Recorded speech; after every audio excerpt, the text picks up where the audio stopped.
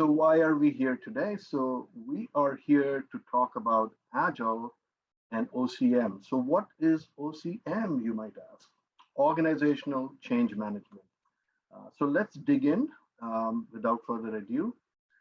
So what we will cover today, what I hope to cover today, is really understanding why do organizations want to change? What is it that drives change? And then looking into the human or the people side of change and what gets in the way, when we are trying to improve agile adoption and transform mindsets and people to be able to deliver better value in a faster way and gain market share in a quick and efficient manner, right? Those are the goals typically of any adoption. What gets in the way? And when we are trying to make organizational change, so transformation is never going to be possible without organizational change. So what gets in the way of that? So we're going to talk about 9 factors that impede that, and then we will together learn about what is organization culture. What are the 4 major drivers? If you understand the drivers, you might be able to understand what you can do to bring changes, right? And then we're going to talk also about organizational change management, what gets in the way and what you can do about it. So that in a gist is what we're going to talk about. So now let's talk about agile transformation and adoption journey.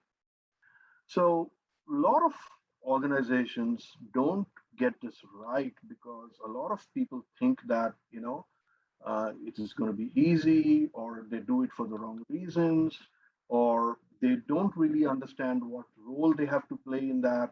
So it ends up being a very tedious and tiring journey, and oftentimes, not producing the results that the organization really wants out of it. So the goal is never to implement Agile, right? Agile is a way, it's a means to the end, but the goal is not to implement Agile. The goal is to derive business value and customer satisfaction and better market penetration or coverage. Those are the goals. And if you don't understand that, or if leaders don't understand that, and if it is not a shared understanding, there's going to be often a lot of problems that come about. I remember a quote by Jared Spool who said, who basically said that I've learned that there are 2 kinds of organizations that exist. One that know that they are struggling with their transformation. The other who are struggling, but they don't know that they're struggling. So it's a lot of distinction between those 2, because basically what Jared Spool says is that all organizations will struggle through the transformation. And if you understand where you're struggling, you might have a better way to solve those problems. I'm sure all of you are familiar with the annual State of Agile report that comes out, end of spring, early summer every year. I have been following it religiously for the last many years. This year, the report came out in June, and there were some interesting findings that I wanted to share with you. So here, what you see on the screen is just a copy paste directly from the report. And I've just added some arrows to show, what are the barriers when adopting and scaling agile practices in organizations across the globe. And if you can see, the purple ones are related to culture, the red ones are related to people. And as you can see, most of them are related to either culture or people, and some of them is a combination of culture and people. So there's a lot to digest on this slide. There's a lot of numbers, there's a lot of different factors. So let's jump into just the top factors, right? The top 6 factors. So what are these factors that get in the way when organizations are trying to adopt Agile? And I use this more loosely, and I just don't say only transformation, because transformation is pretty wide and deep. And sometimes there could be a full transformation going on, or there could be a transition that is going on from a current agile practice to a different agile practice, like either teams are going from Kanban to Scrum, or they're scaling their practices. So this umbrella term that covers all of it, right? Any kind of process change involving agile and adoption of agile practices, what gets in the way? So here are 6 that I would like to share with you today. So the first one is uh, inconsistencies in processes and practices, right? This got 46% according to the state of agile. When practices and processes are inconsistent across the organization, and basically what happens, there's pockets in which they're doing well, pockets in which they're not doing well, and they're not learning from each other or not learning from each other's mistakes, and not progressing together and maturing to their practices. The next is cultural clashes, and this is no surprise. This has been there in the State of Agile report for the last 3 years or so, where there's clash between different silos, maybe between developers and testers sometimes, between product management and actual development teams, between business and IT. There's cultural clashes. They don't understand each other. There's team dynamics that get into the play, and that could really impede your adoption rate. The next is general resistance to change. Again, no surprise, this has been there for the last 3-4 years. And in fact, any kind of change that you want to do in an organization or even in your family, right? You try to bring some change into the way you do things. Chances are there is going to be resistance to change. Like, why change? Like, this was fine, it was going on. Why change something that's not broken? The other things that I hear a lot is that we've always done it this way and we've succeeded. Really, when you look at their metrics, then you realize that no, you've not actually been succeeding, because you're not meeting your vision, you're not meeting your numbers, you're not meeting the goals that you set for yourself, but yet you don't want to change. So we're going to talk a lot about how to tackle these in our talk today. But yeah, so here are the first 3. The fourth one is basically, there is disparity in the skills that is needed. So from a talent perspective, so if, for example, we are adopting more DevOps practices, but you don't have enough people who are trained in DevOps, or you're trying to bring together a cultural change and a process, refresh, and you don't have enough people with coaching experience, that could be a challenge as well. So that's there. And then lack of leadership participation, right? No surprise here. A lot of time executives think that, if they sign the dotted lines and they've given the money for the transformation, and they can basically outsource it to mid-level management and their job is done, guess what? That it doesn't work that way with any kind of adoption change or organizational change. Leadership not only has to champion the change, but also support it and support their management team and senior leadership team during the change, just like the management team and the senior management team are supporting the more junior people in the organization through change. They also need somebody to help them and support them through the change, because there's always going to be chaos when a change is happening. And sorry, last but not least, what happened here? Okay, there were supposed to be 6. I don't know why the bullet didn't show up. Sorry about that. So the fact is, right, change is hard. As you can see, across the globe, so many organizations are struggling. A lot of times, the message is not clear. A lot of times, the goal is not clear. A lot of times, the tactical execution of the vision is not happening because there's no alignment between strategy and the tactical steps that need to take place. So somehow there is a disconnect that really needs to be taken care of. So from everyone here who's present, right? Just think in your mind, if you were involved in any kind of a transformation initiative, what could have caused your transformation to go south? In your mind, think of a couple of reasons. You don't have to share it, but just introspect and think about it. What could be the reason why, the change did not happen in the right way or in the perceived way? Why did the transformation go south? And I'm saying it confidently that transformation went south because unfortunately about 70% of transformations do go south. They don't meet the objectives that were set for it. And success ratio is pretty low. So, and that's the reason that I'm saying, if you had a project or a transformation initiative that went south, why did it go south? Think about it in your mind. Okay. So now let's talk about what impedes organizational change. What gets in the way of organizational change? So when we are trying to bring about some change in the organization, what are the blockers? Please put in the chat window. We're just going to do a low tech today. Just put in the chat window and let me see if I can open chat. Yeah. Bias, people resist change, absolutely. Raquel says people.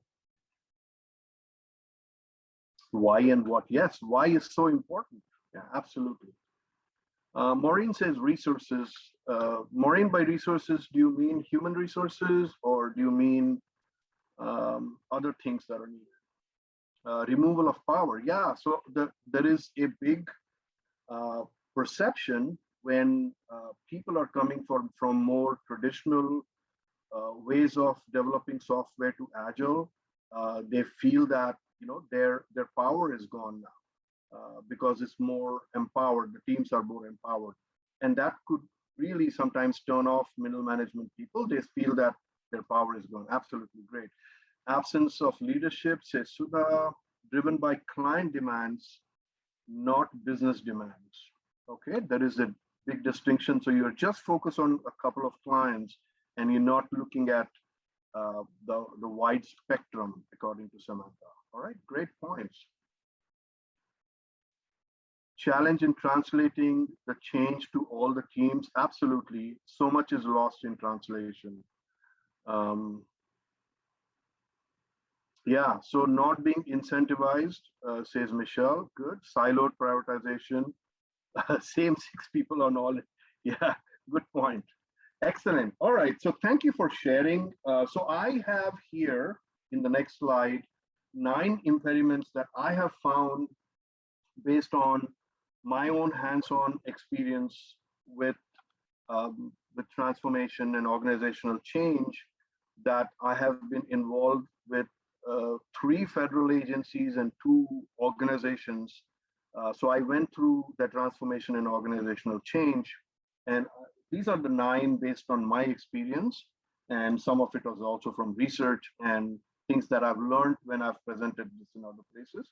Hopefully you're going to be able to find something useful from those, and hopefully it will resonate with you as well. So here they are.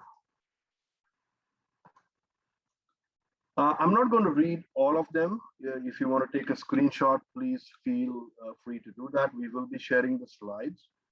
So I'm just going to pick a few we covered already. So ignoring the importance and impact of culture, and this is where OCM comes in. So organizational change management, when transformations are done in a strategic and planned manner, they bring in organizational change management specialists from the beginning, or at least bring in people with knowledge and experience in organizational change management, and they are embedded in the transformation core team from the very beginning. What happens is a lot of organizations, because of cost or because of not knowing the importance of change management, don't really bring in a specialist or a consultant, and somewhere halfway through, they realize that, oh, we should have paid attention to change management. And sometimes it's a little too late. So it's important to understand what is the importance. And secondly, what if we don't use organizational change management practices? What are we going to lose? Something that Aarti said when she was introducing Leadership Tribe, she talked about coaching and how to make change stick. So making changes stick is extremely important, right? You can do the best webinars, you can do the best training, you can do the best coaching, you can do the best team building activities, but if the changes don't stick and they go back to their old ways of doing things, it's going to be very problematic. So we want to avoid that, and we want to bring in the people at the right time who can help with that. Too much focus on just tools and processes. You might have heard of the PPT model, which is people, process, and technology. And if you're focusing mainly on just processes and what kind of tools you're using, and if you're undermining the importance of how people are going to use the tools and process to bring around the change, you are missing a huge part of that puzzle, right? You won't be able to succeed without that. So it has to be a balanced focus. I think of it as a three-legged stool.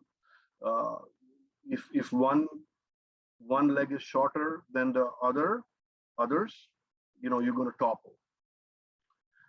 Inability to see the big picture. Somebody actually added that in the chat a couple of minutes ago, saying that when the holistic view is not shared by everybody else. That is extremely important, because if a lot of times in large organizations, you're just seeing one part of the change that your team is involved in, and you may not be taking into consideration or understanding the work that you do. How does that affect the whole organization globally? You don't think about that. And maybe I can take one more. When the organizations are very focused on outputs instead of outcomes, I've seen a lot of management and senior management. They are, even during the transformation, they're very focused on the throughput that is coming out, which is velocity. And as many of you are aware, velocity is one of the most misused metric in the Agile world. And if there are people who are going to tell you, hey, we want you to increase your velocity, they are very focused on those outputs instead of outcomes. And transformation is all about outcomes. Outcome is the result, is the change, is the impact that happens. Outputs could be tangible things like code, a product release, a documentation, something like that, right? And then failing to recognize small wins. As human beings, we all like to be rewarded. You do something small, big. If there is a reward, chances are that you are going to remember that. The way neuroscience affects our brains is, and right now, actually, I'm sorry, I'm digressing a little bit. Right now, the latest that's happening in the coaching world and the neuroscience world is about micro changes and micro habits. So that's the big kind of focus and new thing that's happening now, is that organizations are realizing that big changes are difficult, small changes, micro changes are easier to implement. And what I wanted to talk about was that if you help a team, if you help an individual do things in a better way, even if it is a small thing, and then you reward them or recognize them for the small gains or wins that they have, chances are those micro changes are going to stick, because their brain now associates doing the right thing with the reward. Just like, for those of you who have puppies or dogs or cats, when you reward them for doing the right thing, they remember that next time. Okay, with that, let's move move on. So these are the 9. I covered a few of them, but I think some of them are pretty evident. So the reality is that it is a constant struggle that we go through in organization, right? Transformation is never easy, and I don't think it ever will be easy because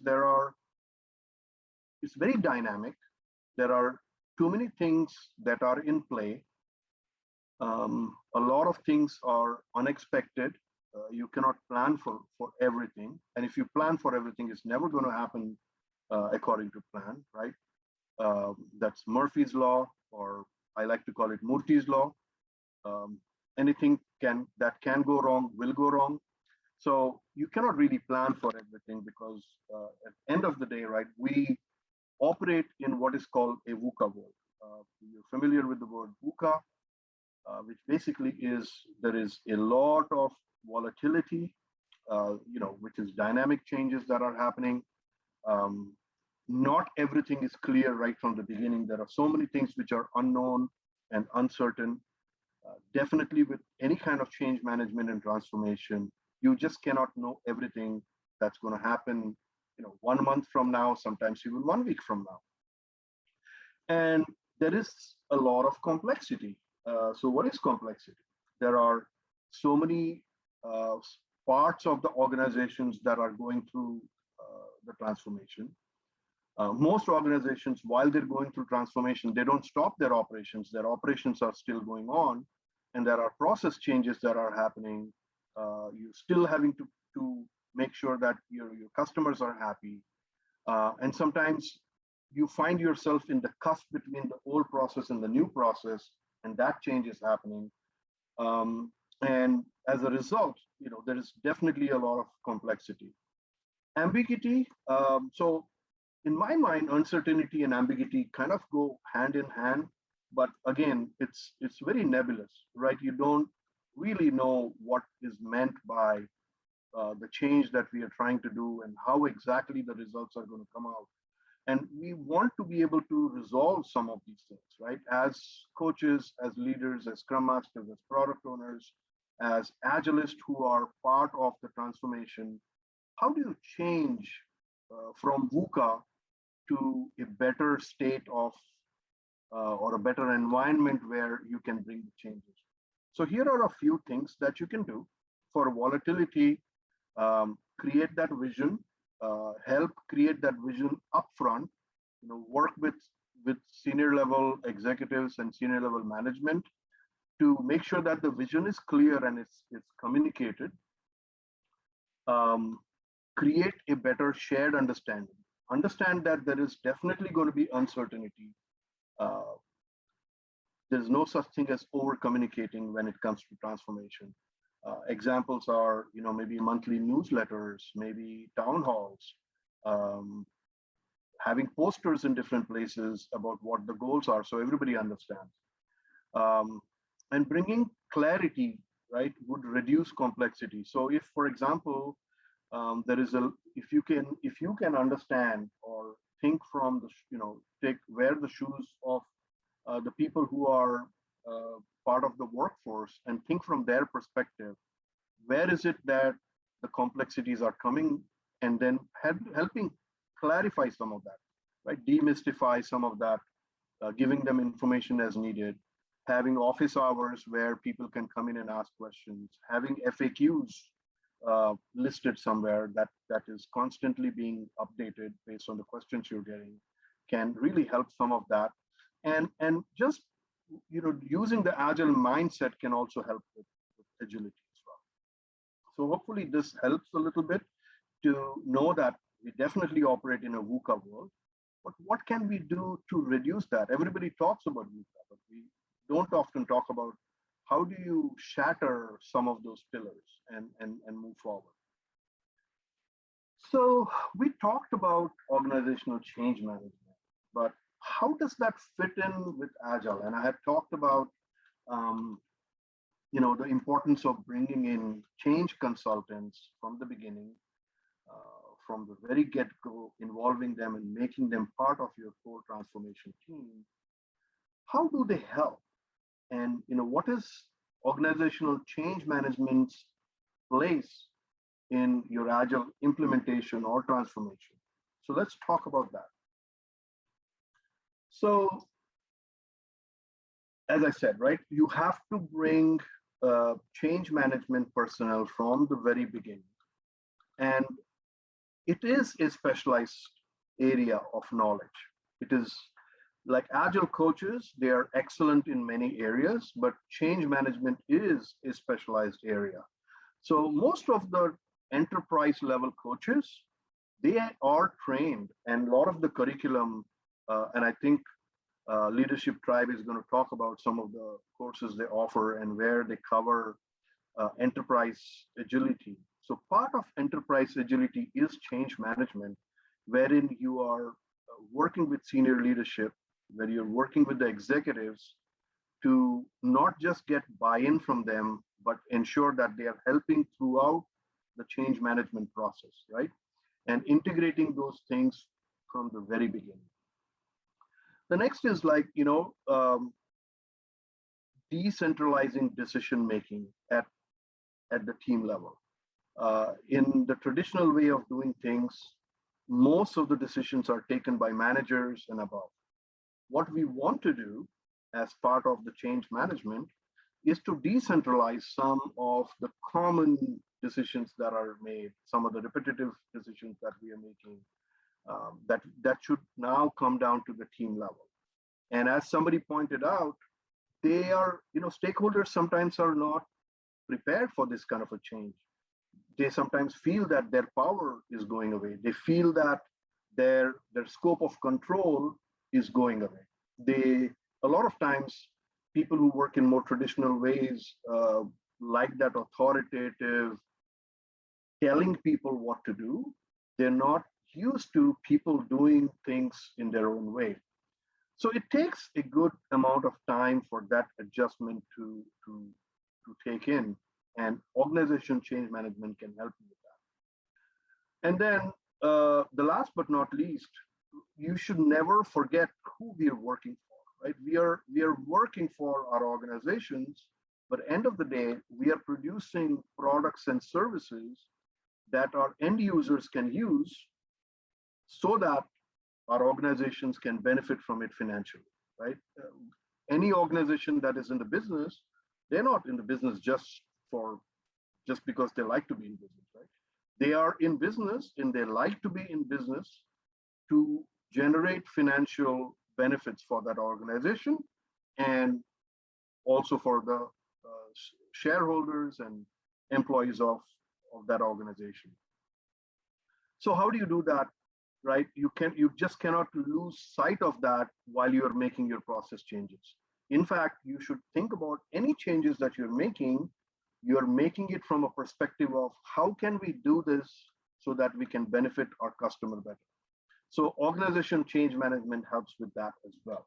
So these are like three broad buckets just to get to understand change management a little better. And as we said in the beginning of the presentation, that change is never easy, right? Change is never easy. And that's because strategy, you can have the best strategy in the world, you can have the best blueprints in the world, but if you don't manage it well, as Peter Drucker said, culture will eat strategy for breakfast. So I know all of you are in mute because this is a webinar, but I want all of you to repeat after me. Culture eats strategy for breakfast. Everybody repeat after me. Culture eats strategy for breakfast. So what does that mean, right? If you are not aligning your organizational culture to the changes that you're going to make, or if you're not understanding the way your organization's culture is, you won't be able to make those changes. Your strategy will never come alive and produce the results that you're looking for.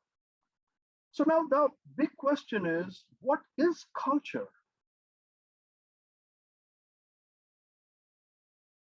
So in my mind, it's like love, right? we all have experienced love. There are so many books, poems written, so many movies about love. But if you ask somebody point blank, what is love? A lot of times people will struggle to describe that to you, right? I mean, unless the person is a poet or a shire who's going to repeat somebody else's meaning of what love is, it's difficult to explain, right? You have experienced it, you know what it is, you know what it feels like. I think that in my mind, the same is about culture, right? If you ask somebody, what is culture? And people will struggle to tell you what is culture. So my simplistic definition of culture is, it is the shared values, the attributes and characteristics of an organization. What makes it different from one organization to other, right? The key differences between them. And the other simple definition is how work gets done in an organization defines that organization's culture. So let's dig deeper into the 4 drivers of culture. If you understand the 4 drivers of culture, you might be able to make some changes in your organization or in your team to be able to reduce the resistance to change. So this is, why we're talking so much about culture is because of the resistance to change. There is always going to be resistance to change. And if you don't understand why there is a resistance, or if you don't understand what you can do to make those changes, your transformation is not going to succeed. So let's try to understand very holistically the 4 drivers of culture. Everybody with me so far? Awesome. So here they are: behaviors, work culture, paradigms, and execution patterns. So these are the 4 drivers of organizational culture. So let's dig slightly deeper into these 4 areas. So the first one is going to be behaviors. How do you understand a culture? By assessing the behaviors of the people. There are different ways of assessing, but the most simple thing, the most profound thing that you can do is to understand how do groups behave in your organization, and how do individuals behave in your organization. And what about the leaders, right? How do the leaders behave? Are they hands-on? Are they easy to approach? Are they the ones who are good at situational leadership? Are they the ones who are good at servant leadership? Or are they the ones who just make false promises and don't keep them? So if you understand how teams, groups, and individuals and leaders behave, you will see a pattern there, right? So that's going to help you. The next is work culture, and I talked about that a couple of minutes ago. How does work get done on a daily basis? Is it self-organized? Is it command and control? Is everything incentivized? Or do managers have to run around employees to get the work done? So if you study that, you will understand a little more about your organization. And then paradigm. So this is slightly difficult to explain, but I'll do my best. So what are some of the shared assumptions that people have? So I have been in some organizations, and this might be familiar to you, where you join an organization, you work there for 2 weeks, 3 weeks, and then you realize that nobody says anything in meetings, or people talk after the meeting, but they don't talk in meetings. Or if you come up with an idea, somebody who has built trust with you and will come and say, for example, hey, don't waste your time giving ideas here, right? They don't value your ideas. They will do what they want to do. Your ideas will never be heard or used. Or things like, you can work hard, but at the end of the year, every year they're just going to come and tell you some story so that they don't have to give you bonus. So these are assumptions or beliefs that people have held And basically, for example, the last one, they say if they say that every year they come up with some kind of a sob story so that they don't have to give you a bonus. So now, if most of the people in the organization believe that, then they don't feel incentivized to work harder, or they feel that unless they're given bonus, they really shouldn't be working hard or producing results. So that creates mediocrity in the organization, right? And that's because of the common beliefs, maybe because of some bad practices that happened in the past. But you see how those paradigms can affect the culture, because across the organization, if that's what people are thinking, when there is smoke, there is fire. There must be some reasons for that, but it helps you to assess what is the general vibe in your organization. And last but not least, right, the patterns. Like, do you see patterns in which different parts of the organization is operating? And studying those patterns can help you to bring about the right changes. Because change, as I said, is not easy.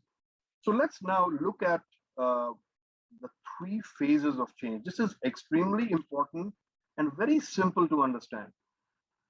So there are three stages. The current stage in which your organization is working, they are doing things a certain way. They are used to doing things a certain way. They're used to getting results a certain way.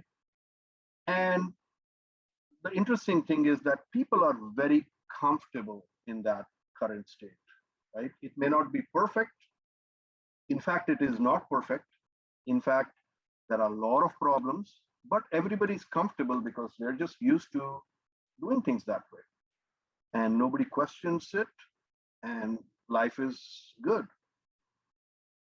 What happens when a change is brought in? There is going to be resistance. They say, okay, all right, so you guys were, I'm just making it up. For example, you guys were filling your timesheets on a bi-weekly basis. From next pay period onwards, we want everybody to fill in their timesheets every day. Imagine a change like that is brought in by the leadership. There is going to be a lot of pushback from the people. What do you mean we have to fill up the timesheet every day? You don't trust us? What's going on? And then some rumors may come in, but basically a change is introduced. And when that change is brought in, it creates stress and anxiety, right? The questions would come like, okay, who's checking if the timesheets are being done every day? What happens if we don't do it every day? And at the leadership level, maybe they're looking at their burn rate or whatever metrics they're looking for. But whenever a change happens, it creates stress and anxiety. And why is that? Because they were comfortable doing things a certain way. Now change has been brought in.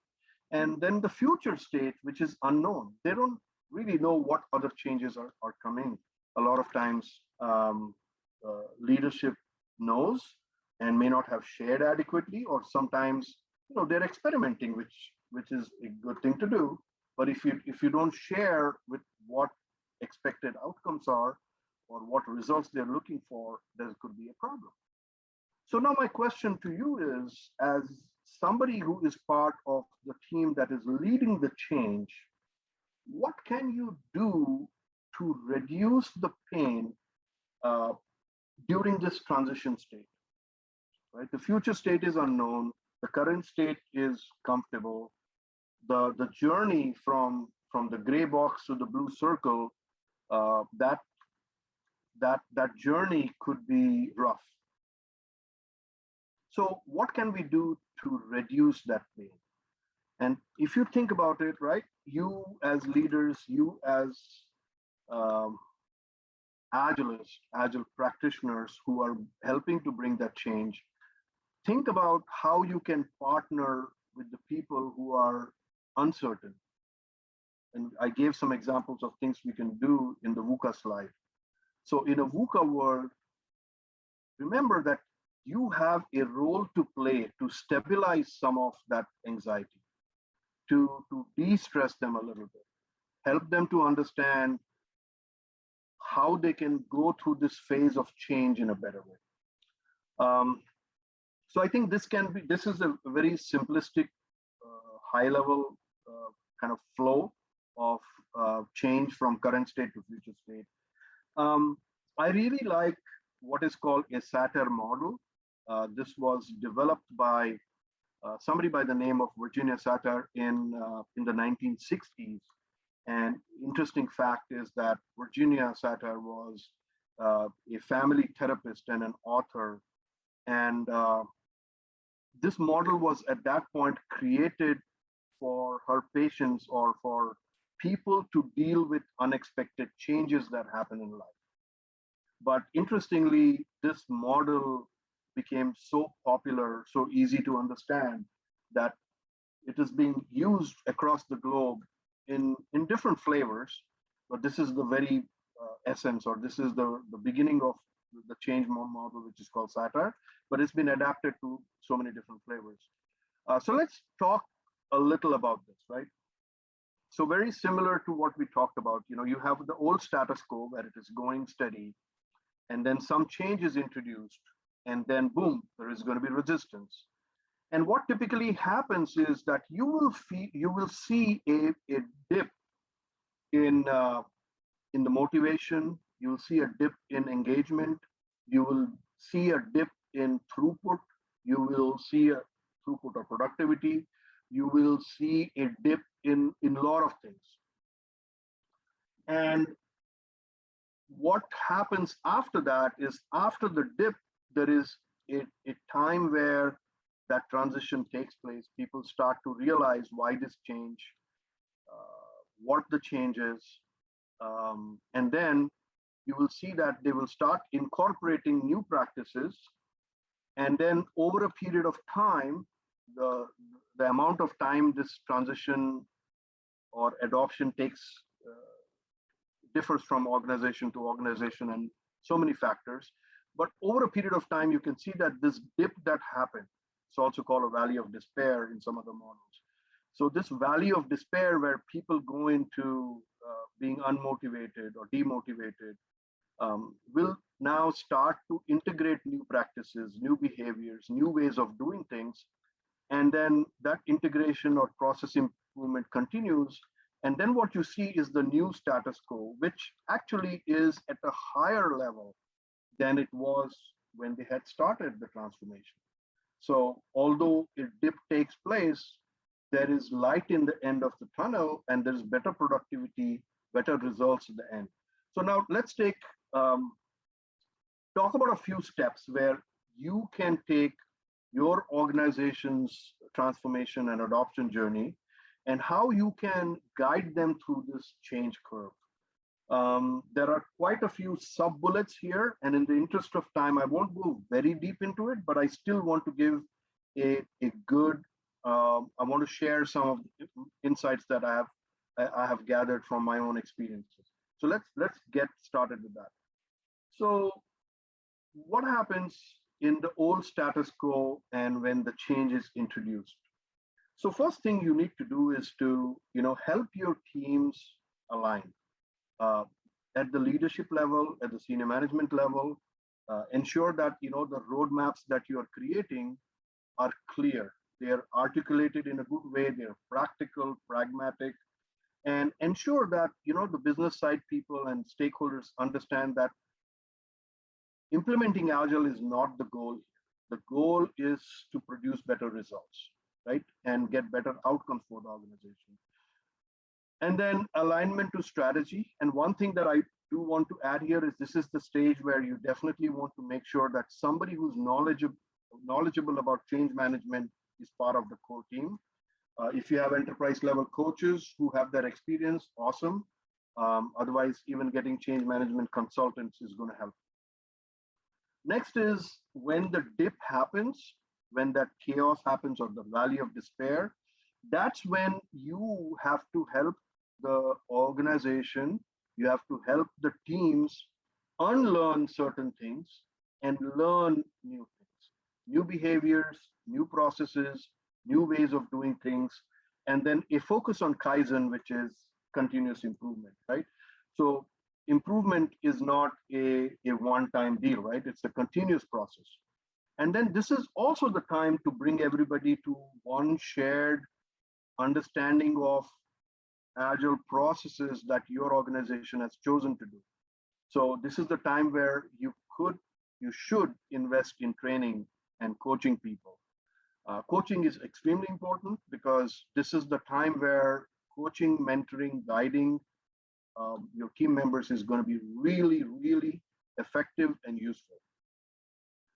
So once that is happening, you have to predict what some of the new expectations are, what some of the new ways of doing things are when the dip starts going in the upward trend. And this is where the training, the process improvements that you've done, you want to make sure that those are sticking, and then your teams are practicing the new things that they've learned. You have metrics in place to measure how the improvement is happening, to ensure that actually there are results that are coming out of it. And so that's a stage where you are definitely continuing to improve, but you are being very, very mindful of the investments that you made and making sure that the changes are sticking. Next is, once you reach a stage where you have come to the original state or little better, then you want to make these changes across the organization, right? You want to accelerate the change, and you want to ensure that your delivery, which might have taken a slight dip, is now coming back and actually will make up for any kind of losses that you might have had. And you want to be making sure that your processes are efficient and you are able to actually deliver to the market in a better time, right? If you're not doing that, all these changes really didn't bring you any results. And last but not least, right, once these changes are in place, again, Kaizen, you're continuously improving, and you want to make sure that not just IT, you're bringing Agile across the organization for business agility. And last but not least, celebrate. Don't forget to celebrate. Recognize small wins, recognize big wins, invest in team building, invest in celebrations. That's extremely important. So hopefully this picture helps you to understand how organizational change management and Agile best practices together can help your organization move forward in a better way. All right, so now the question is, how do you integrate organizational change management with Agile? I have talked about these things already, so I'm not going to go too deep. I'm just going to touch on the top box here. Again, I sound like a broken record. Early engagement of change management, communication, engagement of senior managers, and then celebrating early wins. And there is a reason that I've repeated this information on multiple slides, because this is what a lot of people miss. And if you saw the results from the latest State of Agile report, these were the things that were missing from it. So therefore, you can solve it by focusing on these. I love this picture. In fact, I have one in my home office, and simple Lego picture where, the guy has a cart full of beautiful round wheels, but then is very comfortable using square wheels, which are wobbly, slow them down. He has people who can help with the change, but they are just pushing from behind, and there's only one person in the front. And think about how this picture applies in your organization. You are trying to bring around change, you're trying to improve things, and there's always going to be people who are going to tell you, sorry, Sudha, sorry, Aarti, this is how we have done things always. This is how we've done things always. Why should we change? Those are the people who have these square wheels. And it's your job to help them realize that if they continue with the square wheels, yeah, they'll at some point get where they want to go. But that's not the right way of doing things, a lot of times the resistance comes because they feel they're going to lose their momentum to change the square wheels to round wheels. And it's your job to explain to them and help them understand that, hey, when you change from square wheels to round wheels, like it might take, I mean, in this case, an hour to make the change. And in organizations, let's say months to years to make that change. But once that change takes place, the delivery gets accelerated so much that the months that you lost is made up in the very first implementation. Maybe within the first year, the time you lost is made up. But making them understand that is the difficult part, right? And that's where I really would like all of you to think about what those square wheels are in your organization, and how do you make that mindset change in the people so that they feel happy to actually change from square wheels to round wheels. That brings us to this. How do you get people to change the wheels? Understand the assumptions, understand the behaviors of your organization, your teams, and by that, you're understanding the culture. And then you bring in those changes, and that will equate to or will make way towards changes in the results, changes in the metrics, changes in customer satisfaction, changes in market share. That's how you do it. So where do you get the best results? Where do you get the best bang for your buck? Best returns on your investment? Here are 9 areas that you can focus from a change management perspective for your agile transformation that you're going to get the best results. If you focus on these 9, I guarantee you, you are going to see a huge uptick, a huge change in the results that you get. Invest in training. Send your leads, your coaches, your scrum masters to ensure that they are trained the proper way and they are actually using what they learned in your organization. Manage resistance. Understand where the resistance is coming and proactively managing it. Very, very important is middle management engagement. A lot of transformations actually struggle because of that, because they feel their power is going away. But you have to realize and harness the powers that middle managers have, because they are very intimate and close with the teams. So if you're able to use them as change agents, as ambassadors of change, you have a better chance of succeeding in that. So with that, I would like to ask you, what actions will you take in your organization now that you have learned about the problem with change management, the problem with not focusing on people and just focusing on people, on process and technology? Now that you have learned about change management, what are you going to do? If you're an egg, you have 2 choices, right? To hatch or to go bad. I leave that up to you.